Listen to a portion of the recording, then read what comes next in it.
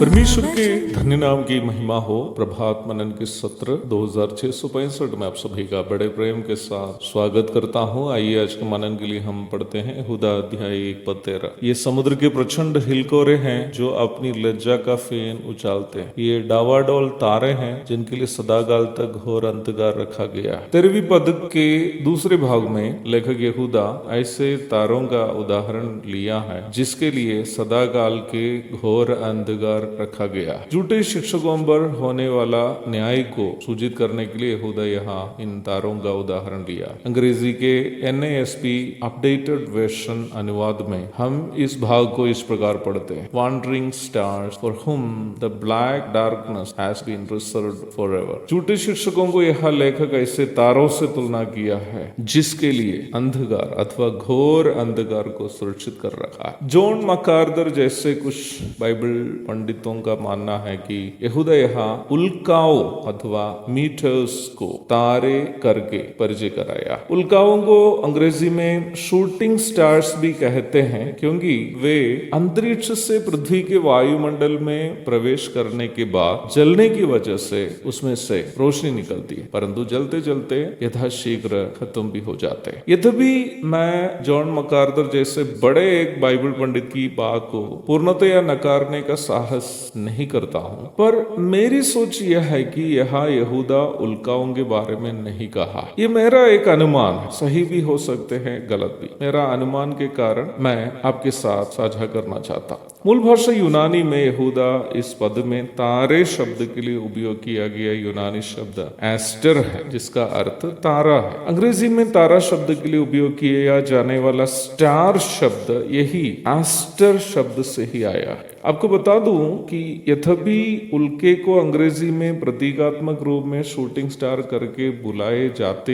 ही क्यों ना हो, उल्काएं तारे नहीं होते हैं। वास्तव में उल्काएं अंतरिक्ष में तीतर बीतर चलने वाले पत्थरे हैं जिसमें अपनी कोई प्रकाश या ज्योति नहीं होती है, परंतु जब उल्काएं पृथ्वी के वायुमंडल में प्रवेश करते हैं, वायुमंडल में उपस्थित तत्वों की वजह से वे जलने लगते हैं, जिससे जब हम धरती पर से देखते समय तारों के समान चमकते हुए देखते हैं। वास्तव में उल्काएं तारों के समान स्वयं चमकने वाले पिंड नहीं है और न ही उल्काओं में अंधकार समाया हुआ जैसे यहूदा पद में सूचित किया। यदि ऐसी बात है तो पद में बताए गए तारे क्या हो सकते हैं? मेरा अनुमान यह है कि संभवतः यह सूचित किए गए तारे ब्लैक होल्स नाम से जाने जाने वाले तारे हो सकते हैं, जिसकी चर्चा स्टीफन हॉकिंस आदि वैज्ञानिकों ने की। ब्लैक होल्स की उत्पत्ति अजीब सी होती है। सूरज से भी लगभग 25 गुना अधिक बड़े तारों में ज्वलन शक्ति देने वाला परमाणु ईंधन खत्म हो जाने के द्वारा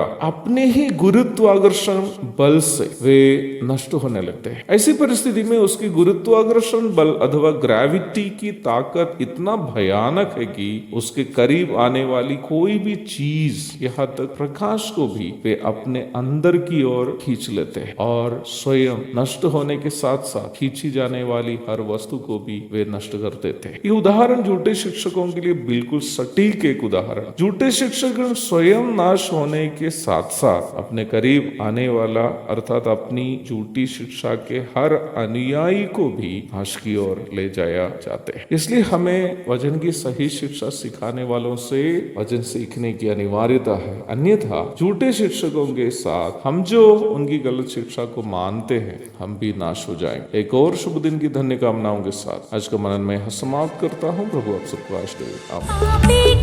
मुक्ति का द्वार है, संत को मार्ग का दर्शक है।